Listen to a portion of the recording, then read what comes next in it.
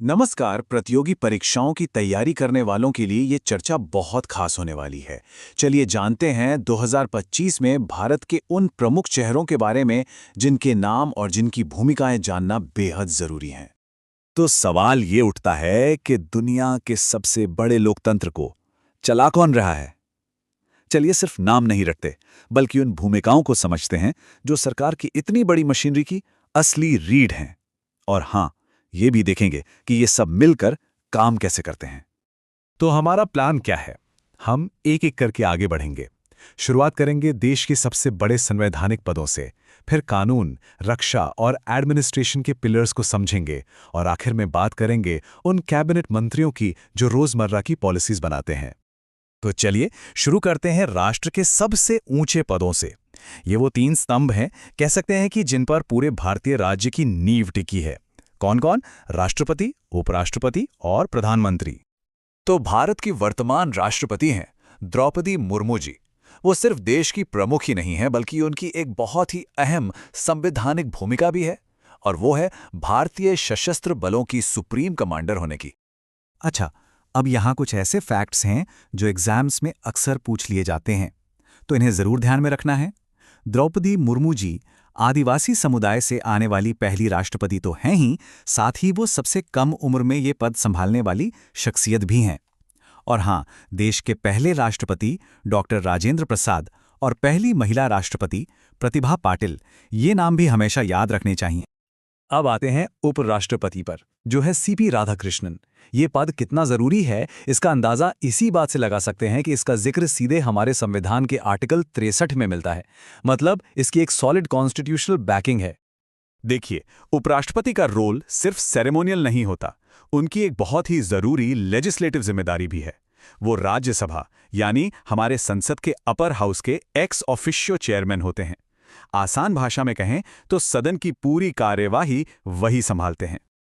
और फिर आते हैं सरकार के एग्जीक्यूटिव हेड यानी भारत के 15वें प्रधानमंत्री Shri Narendra Modi. Council of ministers को वही लीड करते हैं और देश की पॉलिसीज के लिए असल में वही जिम्मेदार होते हैं। थोड़ा सा इतिहास भी जानना जरूरी है। भारत के पहले प्रधानमंत्री थे जवाहरलाल नेहरू, और वो सबसे लंबे समय तक इस पद पर रहे। और देश की पहली महिला प्रधानमंत्री बनी इंदिरा गांधी। ये दोनों ही नाम भारतीय राजनीति में कह सकते हैं मील के पत्थर हैं। तो एग्जीक्यूटिव के बाद अब बारी है उस पिलर की जो संविधान की रक्षा करता है और न्याय सुनिश्चित करता है। चलिए अब मिलते हैं भारत के लॉज और जस्टिस से जुड़े बड़े नामों से। हमारी जुडिशरी के टॉप पर हैं भारत के 53वें चीफ जस्टिस जस्टिस सूर्यकांत, जो नवंबर 2025 में ये पद संभालेंगे। वो सुप्रीम कोर्ट को लीड करेंगे और उन्हें देश में न्याय का आखिरी गार्जियन माना जाता है। अब जनरल नॉलेज के लिहाज से सुप्रीम कोर्ट के बारे में ये कुछ बातें नोट कर लीजिए। इसकी स्थापना हुई थी 28 जनवरी 1950 को। इसका संवैधानिक आधार है आर्टिकल 124, और इसके पहले चीफ जस्टिस थे हरिलाल जे कानिया। अब बात करते हैं सरकार के वकीलों की। तो भारत सरकार के 2 मेन लीगल ऑफिसर हैं। पहले हैं अटॉर्नी जनरल आर वेंकटरमणी, जो सरकार के चीफ लीगल एडवाइजर हैं, और उनकी मदद के लिए हैं सॉलिसिटर जनरल तुषार मेहता, जो देश के दूसरे सबसे बड़े लॉ ऑफिसर होते हैं। चलिए अब बात करते हैं हमारे राष्ट्र के रक्षकों की। एक नजर डालते हैं भारत की आर्म्ड फोर्सेस के टॉप कमांडर्स और उनकी लीडरशिप पर। यहां पर हमारे डिफेंस कमांड का पूरा स्ट्रक्चर है। चीफ ऑफ डिफेंस स्टाफ यानी CDS lieutenant general Anil Chauhan तीनों सेनाओं के बीच कोऑर्डिनेशन का काम करते हैं। इसके अलावा तीनों सेनाओं के चीफ के नाम और हाँ, उनसे जुड़े खास दिन, एयरफोर्स डे, नेवी डे और आर्मी डे, ये एग्जाम्स के लिए बहुत ही जरूरी हैं।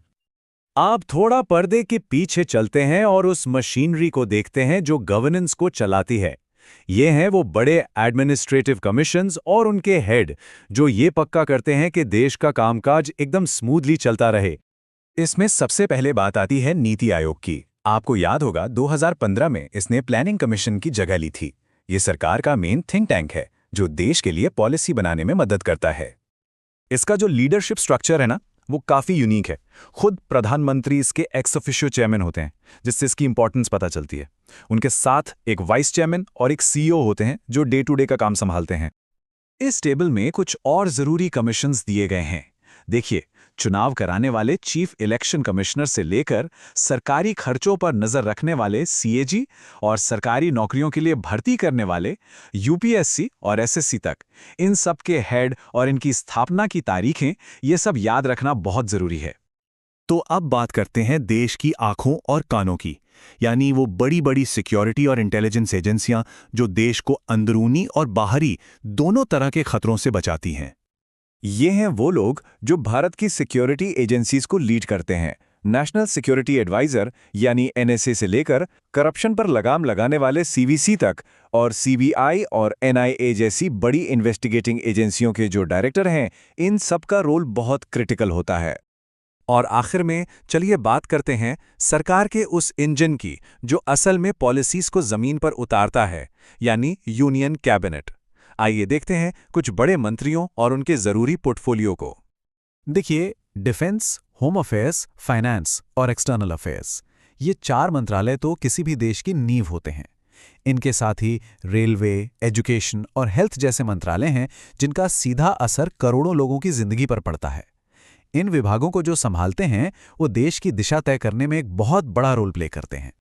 तो हमने ये देखा कि ये सिर्फ कुछ नाम या पद नहीं है, ये गवर्नेंस का एक बहुत ही कॉम्प्लेक्स और आपस में जुड़ा हुआ सिस्टम है। और ये हमें एक बहुत बड़े सवाल पर लाकर छोड़ता है कि ये सारी अलग अलग भूमिकाएं मिलकर 1 अरब से ज्यादा लोगों का भविष्य कैसे तय करती हैं। ये एक ऐसा सवाल है जिस पर सोचना बनता है।